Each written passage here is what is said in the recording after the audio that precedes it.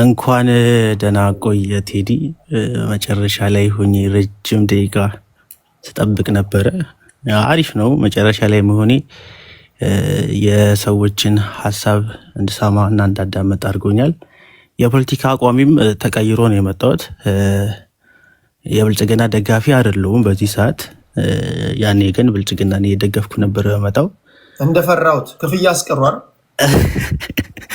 በተወሰነ ያስፈልጋል የሆነች ነገር እና ግን ቢሆንም አሁን ላይ እዚህ ውስጥ ሆኜ በጣም ሲነዝረኝና ሰውነቴ ብርድ ሲመታክ እንደዚህ እንደሚያባብጠው ሲያባብጥ ነበር እና በንዴት አንድ ፂማም ሕፃን ልጅ በመካከላችን በጣም በሚያስጠላ ሁኔታ በሱ ቤት አሊያንስ እየሰራ ነው። እንደዚህ አይነት አሊያንስ የለም። ፈላስፋም ታጋይም የተለያዩ ነገሮችም ያደርገዋል። እንደ ፊልም ፊልም ላይ ያሉትን አክተሮች ሲያጣቅስ ነበረ። ይሄ የእውቀት ባላባት ፂማም ሕፃን ልጅ አባይን ለግብፅ አሰብን ለሻቢያ በመስጠት አካሄድ ፐርሰናል ኢንሰልት አካሄድ እዚህ ውስጥ ማንን ተናገሩ? እሺ አንዳንድ የምትጠቀማቸው ቃላቶች የግል ዘለፋ ስለሆነ እሱን አስተካክለው ይሰማል። በፖለቲካዊ ቋንቋ መሰባበር ይቻላል፣ ግን ግልጽ የሆነ እንትን ሲሆን ሌላ ነገር ነው የሚሆነውና ፐርሰናል አታልቅ። በተረፈ ግን ስሙን እየጠራ ሀሳቡን አድቅቀው። በነገራችን ላይ የተለያየ ሀሳብ ይሰማ ሲባል በዶሜስቲክ ፖለቲካ ብቻ ነው። በናሽናል ኢንተረስት ጉዳይ ላይ ጆሮ ግንድ እየተመታ መሞት አለብን። ዚሮ ቶለራንስ። የትኛውም ዓለም በናሽናል ኢንተረስት ጉዳይ ላይ አይደራደርም። ይሄ የሁሉም ዓለም እውነታ ነው። ኢትዮጵያ ጋርም ስትመጣ በፋኖ በምናምን ጉዳይ ላይ ታወራለህ።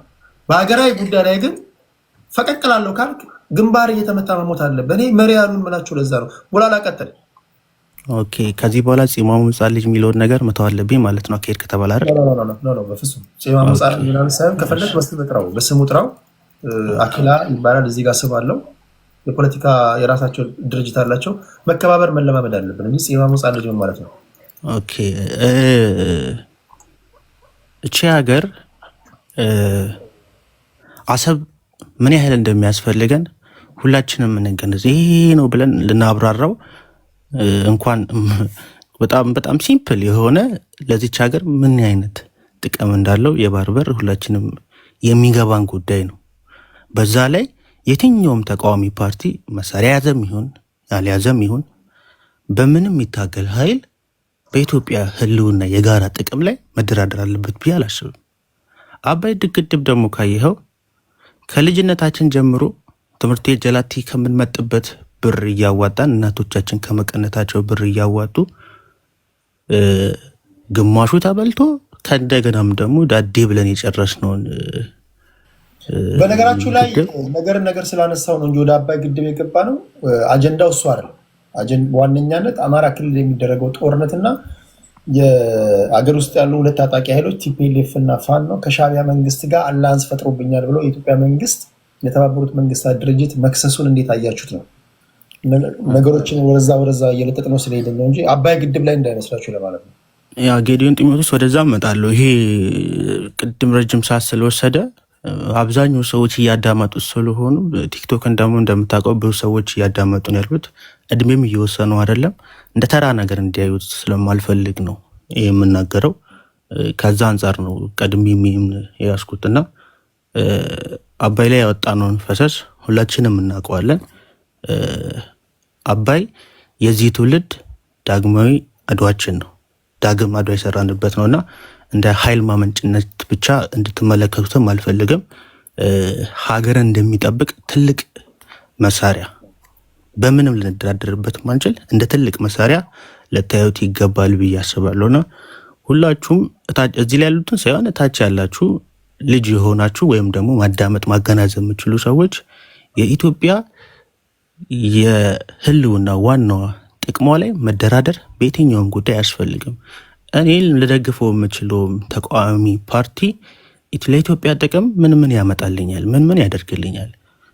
አሁን ከተሰሩት ግድብ የተሻሉ ብዙ ግድቦችን በአሰብ ጉዳይ ወይም በባህር ጉዳይ የተሻሉ አማራጮችን ለወጣቱ ምን አይነት የስራ እድል እፈጥራለሁ፣ ኢንዱስትሪዎችን፣ እነዛን ነገሮች ባካተተ መንገድ እንደዚህ አደርጋለሁ። አሁን ላይ ግን ያለኝ አማራጭ የትጥቅ ትግል ስለሆነ ወደ ትጥቅ ትግል ገብቻለሁ የሚል አመለካከትን አስተሳሰብ ያለው የትጥቅ ትግል እንኳን ካለ ደግፋለሁ። ምክንያቱም ወደፊት አመጣል ያ ትግል ወደፊት ሲመጣ የሚሰራልኝን ድንቅ ነገር ስለማስብና ከዚህኛው አሁን ካለው ከብልጽግና የተሻለ ነገር ያደርግልኛል ብዬ ስለምተማመን ያን ወደፊት አመጣለሁ ብዬ አስባለሁ። ያንም አመጣዋለሁ። አሁን ግን እያየሁት ያለው ነገር ባልወደውም ባይመቸኝም ብዙ ጉድለት ቢኖርበትም ሀገሬ የጦር መሳሪያ መዛወሪያ ወይም ደግሞ ያላትን አሁን ያመጣችውን ሀብት አታ ከጫፍ እስከ ጫፍ በጦርነት በተለያዩ ሀገራት የፍላጎት እየተረማመደባት ባዶ ሀገር እንድትሆነኝ ስለማልፈልግ አሁን ያለውን መንግስት እንድደግፍ ነው እያደረገኝ ያለውና ይህን ነገር ልታገሰው አልችልም። እንደዚህ ነገሮችን መስመር ማለፍ የለብንም ብዬ አስባለሁ። ሰሜን ጎጃም ላይ እንደሚባለው መከላከያ እርምጃ ወስዷል። ያን ነገር ሰምተናል። ወሎ ላይ ደግሞ ፋኖ አመርቂ ድል እንዳስመዘገበ ቪዲዮም እያየን ያለ ነውና ያ የሁለቱ ጦርነት ሁለቱም መሳሪያ ይዘው ነው የገቡት። ሁለቱም የተዋጉን ያሉት ህዝብ ላይ ችግር እየፈጠረ ቢሆንም መንግስት ኃላፊነቱን ይወስዳል ብዬ አስባለሁ። ምክንያቱም ይህን ጦርነት ባጭሩ ማስቀረት አልቻለም። መዋጋት ይችላሉ እያለ ይፎከር ነበረ። መንግስትም ለኔ ቀላል ነው እያለ ሲናገር ነበረ። እስካሁን ግን ያስቆመው ነገር የለም። የአማራ ህዝብ እንደ ህዝብ እየተሰቃየን ያለው በዚህ ጦርነት የአማራ ህዝብ ለምን ይሰቃያል? ጠላት ነው አይደል ውስጥ ያለው? ፋኖ አሸባሪ ብሏል አይደል? ያን አሸባሪ ያህል ሰላምን ለማስከበር ገብቶ ጸጥ ማድረግ ነበረበት። እስካሁን ግን ጸጥ እያደረገ አይደለም። ህዝቡም እየተሰቃየን ያለው አልፎ ተርፎ ፋኖስ ማርከናል ብሎ የመከላከያ ሰራዊትን ይዞ ሲሄድ በቪዲዮ እያየን ያለ ነው። ለዛ መንግስት በአማራ ክልል ውስጥ ለሚፈጠሩ የትኛውም ጉዳቶች፣ ችግሮች፣ ሞቶች ፋኖ ሳይሆን ኃላፊነቱ የሚወስደው የብልጽግና መንግስት ነው። ይህን ማረጋጋት አልቻለም። እንደውም ይባስ ብዬ ማስበው አማራ ህዝብ እንዲዳከም ወይም ደግሞ የአማራ ገበሬ እንዳይሰራ ድክም እንዲል ችላ ብሎ ትቶታል ብዬ ነው ማስበው። የአማራ ህዝብ ውስጥ ያለ አሸባሪ በዚህ ደረጃ ህዝቡን እየጎዳ መንግስትንም ወታደሩንም እየጨረሰ ከሆነ ማስቆም መቻል፣ ጸጥ ማድረግ መቻል ዋናው ስራው ነበር። እስካሁን ግን ያን ማድረግ አልቻለም። ይባል አልፎ ተርፎም የኤርትራ አመራሮች ወይም ደግሞ የጦር አዛዦች ከፋኖ ጋር እየሰሩ ነው ይህን ድል ያስመዘገቡ እያለን ያለው። በዚህ ደረጃ ክፍተት ሊኖር አይገባም ብዬ ነው ማስበውና የብልጽግና መንግስት ብዙ የሚሰራቸው አብሶ በሰሜኑ ላይ ብዙ ክፍተቶች አሉ። ያን ክፍተቶች ማያስተካከል ከሆነ ግን መውደቂያው እየቀረበ ነው የመጣው ብዬ አስባለሁ። እየተዳከመ ነው የመጣው ብዬ አስባለሁ። ህዝብ አሁን እየፈለገ ያለው እኔ ራሱ እየፈለኩ ያለሁት ፊቸሪን የሚያስብ አስተሳሰብና አመለካከት የኢትዮጵያነትን አንድነትና ጥቅምን ያስከበረ አስተሳሰብ ያለ ንግግርን ወይም ደግሞ ስትራቴጂን መዋቅርን ይዞ የመጡ አካላት ቢኖሩ ጫካ ውስጥ የገቡ ጫካ ውስጥ ገብተው በዚህ ደረጃ ህዝቡን የሚሰብና ፊቸራቸውን የሚያሳይ ፕላን የሆነ ወይም ደግሞ የተደራጀ ኃይል ቢኖር ህዝቡ እንዳለ ይደግፋል። ብልጽግና ለመውደቅ የህዝብ ኃይል ነው የሚያስፈልገው። ህዝቡ አሁን እያልተቀበለ ያለው እነዚህ ኃይሎች ወደፊት ቢመጡ ራሱ ጭራሽ ያጠፉናል፣ ጭራሽ ከባንዳ ጋር ነው እየሰሩ ያሉት፣ ጭራሽ የእኛን ጥቅም ወደ መሸጥ አልፎም ተርፎ ኢትዮጵያን ባዶ ወደ ማድረግ ከርሳም ናቸው። እነዚህን ከማመጣ ብሎ ነው እንጂ ዳር ይዞ ያለው ዋና ዋና ከተማ ውስጥ ያሉትን ወጣቶች የትኛውንም አካላት ብታናገር ብልጽግናን የሚደግፍ ኃይል በጣም እየቀነሰ ነው የመጣው። አማራጭ ስላጣ ነው በዚህ ልክ ተጣብቆ ብልጽግና ይሻለኛል እያለ ያለውና ብልጽግናም ክፍተቱን አስተካክሎ በሰሜኑ ያለውን ክፍተት አረጋግቶ የሀገሩን ህዝብ ሰላም ማድረግ አለበት፣ ወደ ልማት መመለስ አለበት ብዬ አስባለሁ። ቴዲዬ ቴንኪዩ ጉላላ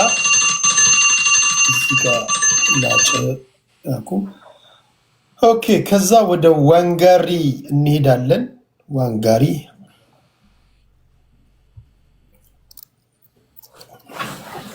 ቴዲ ዋንጋሪ አንድ ጊዜ ላስተካክለው። አይሰማም? አሁን ይሰማል። ቀጥል ወንገሪ። ቴንክ ዩ። እንደው በቅሎ ሽንቷን አጠራ ብላ ሀፍራቷን አሳየች የሚባል ተረት አለና ዛሬ እንደው ያንተ ቤት የግብፅ ተወካይን በአግባቡ አሳየን። ቴንክ ዩ አኪላ፣ በእውነት ላቀረብከው ለኦነስቲ ፊት ለፊት ለግብፅ መሟገት በዚህ ሌቭል ሁሉ ጊዜ ይገርመኛል። የእናንተ ፖለቲካ በዚህ ሌቭል የግብፅን ኢንተረስት ስለ አገር እያወራን በዚህ ሌቭል ግብፅን ዲፌንድ ለማድረግ የግብፅን ራሷን ማትክደውም ታሪካዊ ጠላትነቷ እሷን እረፍት ካልነሳው እኔ ሰላም አላገኝም ብላ አሁንም የምታወራው እናትና ከግብፅ በላይ ግብፅ ሆነ በመምጣትህ ፊት ለፊት በመምጣትህ ሪሊ አፕሪሺየት ጥሩ ነው። ብዙ ታነቃለህ። አየህ እንዳንተ አይነት ያለው ሲናገር ብዙ የተኛ ይነቃል። ኢትዮጵያ እስከዛሬ የወደቀችው የተኛችው የተጎዳችው በጭቃ ውስጥ እሾክ በሆኑ ልጆቿ ነው። የጭቃ ውስጥ እሾክ አይታዩም፣ ይወጓታል፣ ያደሟታል፣ ያስለቅሷታል። ሁል ጊዜ የዋን አማራ ፖለቲካ ኦሮሞን ከአማራ አማራን ከትግራይ በጥሩ አማርኛ ችሎታ ሁላ ግን ጠቃሚ እንዳልሆነ በእናንተ ፖለቲካ ተረድተናል። ቴንክ ዩ ቴዲ፣ እንዲህ አይነት የሀሳብ መድረክ ፈጥረህ ማምን እንደሆነ ስላሳየን በጣም ነው የማመሰግነው። አቋሙን አጠራ ብሎ ነው እንግዲህ እንደ በቅሎዋ ህፍራቷ እንዳሳየችው ውስጡን እቅዱን የኛ ሽረባ የሚያባላን ምንጩ ግብፅ እንደሆነች በተጨባጭ ያሳየ ሙግት ነው ያቀረበውና ቴንኪው ማለት ፈልጋለሁ። ምክንያቱም ብዙ የተኙ ያንቀላፉ አሉ፣ ይነቃሉ ብዬ አስባለሁ። ካዳመጡ ከተከታተሉ ይነቃሉ። ምክንያቱም ከዚህ በፊቱም ሶማሌን ደግፈን ኢትዮጵያን እስከ አዋሽ ድረስ እናስገነጥላለን ያኔ ኦሮሞን እናሳንሳለን ብለህ ስትከራከር ሰምተን ነበር። አሁን በግልጽ ፊት ለፊት መጥተህ የግብፅ አጀንዳ ያውም ለሺህ ዘመናት የችግራችን ምንጭ የጸባችን ምንጭ የተላለቅንበት የድንቁርናችን ምንጭ ሆኖ አባይ ገድበን በመረቅንበት ሲዝን ላይ አሁንም የግብፅ ጉዳይ አስፈጻሚ የሆነ ፊት ለፊት በመምጣትና ራስህን ባለመደበቅህ እጅግ በጣም ነው የማመሰግነው። ቴዲ በጣም ተባረክ። ብዙ ነገር እያጋለጥክ ብዙ ነገር እያወጣህ ነውና ቴንኪዩ። ፖለቲካ እንደዚህ አይሰራም። ፖለቲካ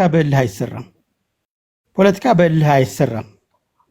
በርካታ ኢትዮጵያውያኖች አሉ ገብቷቸው ፖለቲካ የሚሰሩ ሳይገባቸው በስሜት የገቡ ሳይገባቸው በሳት የተቃጠሉ ለትክክለኛ ኮዝ ከቤት ወጥተው ትክክለኛ ኮዝ ሳይሆን መንገድ ላይ ያለቁት በእንዲህ አይነት የታጀበ ፖለቲካ ውስጥ ስለሚገቡ ነው። ከምን ተነስቶ ነው ፖለቲካው የተሰራው የሚለው ነገር ስለማይገባቸው በስሜትና ሪዝን የሚባል ነገር ስለሌላቸው ኢሞሽናል ይከተላሉ፣ ያልቃሉ። እያየንም ያለነው ይሄ ነው። በ21ኛው ክፍለ ዘመን ፖለቲካ በኢሞሽን ሲመራ ወጣቱን ያስጨረስንበት ህልውና አደጋ የሚባለው ነገር ትርጉም ያጣበት በርካታ ትልልቅ የማታገያ አጀንዳዎች የግለሰቦች ጉዳይ ማስፈጸሚያ የሆኑበት ሁኔታ በተጨባጭ የተረዳ ነው። በዋናነትም እንደ ዋና አማራ አይነት የፖለቲካ ፕሮግራም ያላቸው ሰዎች ናቸውና እጅግ በጣም አመሰግናለሁ። ሲቀጥል ወደ ኤርትራ ጉዳይ ሄዳለሁ። በእኔ እምነት የአድዋ ልጆች ነን። በአድዋ ድል የነጭና የጥቁሩን እኩልነት ለዓለም ገጸ በረከት ያበረከቱ አባቶች ልጆች ነን። የሰው ልጅ እኩል አይደለም ተብሎ ነጭና ጥቁር እኩል አይደለም ተብሎ በሚታሰብበት ዘመን ጥቁሮችን ነፃ ያወጣን የአድዋ ልጆች ነን። አሁን ደግሞ ላንድ ሎክድ ስቴቶችን በኢትዮጵያ ነፃ ይወጣሉ። ሶቨርኒቲ እና አክሰስ ቱ ዘ ሲ ኢኳል የአንድ አገር የሉዓላዊነት መብት መገለጫ ፖሎች ናቸው፣ እግሮች ናቸው፣ ወይም ደግሞ አውታሮች ናቸው። ለአንድ ሀገር ሶቨርኒቲ ይጠበቅ ተብሎ ሲባል የኢትዮጵያ ሶቨርኒቲን ማስጠበቅ የነበረበት ዩናይትድ ኔሽንስ አሁን አኪላ የሚመኩበት ፕሪንሲፕሉ የሚገደዱበት ደርግ በወደቀበት ጊዜ የኢትዮጵያን ሶቨርኒቲ ኮንቲኒቲ ማስጠበቅ የሚጠበቅበት በግብፁ ቡትሮስ ጋሊ ሲመራ የነበረው ዩኤን የአፍሪካን ዩኒየን ደግሞ በሆስኒ ሙባረክ ሲመራ ስለነበረ በነሱ ተንኮል የኢትዮጵያ ሉዓላዊነት መብት ሳይጠበቅ ኮንቲኒቲ ዋናው የዩናይትድ ኔሽንስ መሰረት የሶቨርኒቲ መገለጫ መርህ ለኢትዮጵያ ሳይከበር ትራንዚሽናል ገቨርንመንት ቴሪቶሪያል ኢንቴግሪቲ የመቀየር መብት እንደሌለው አርትራ ቫይረስ ነው ተብሎ በዩናይትድ ኔሽንስ በተደጋጋሚ በተወሰነበት የኢራቅ ትራንዚሽናል ገቨርንመንት አሳልፎ ናሽናል ኦይሏን መስጠቱ ኮንትራ ቫይረስ በተሰረዘበት የሊቢያን በተመሳሳይ በርካታ ሀገራቶች ላይ በትራንዚሽናል ገቨርንመንት የተሰሩ የኔሽኑን ኢንተረስት የናሽናል ኢንተረስት የሚያሳጡ ነገሮችን አሳልፈው የሰጡበት የኢትዮጵያ ሉዓላዊ መብት ያላስከበረ ዩናይትድ ኔሽንስ አሁን የመሪዎቹላ የግብፅ አስጠባቂ ተብሎ ቲፒካል ቡትሮስ ጋሊ እና ሆስኒ ሙባረክ የሰሩትን እንድንሰራ ድል ኢትዮጵያ ውስጥ በቅለው ቅድስት እንዳለችው በማየታችን በጣም ያሳዝናል።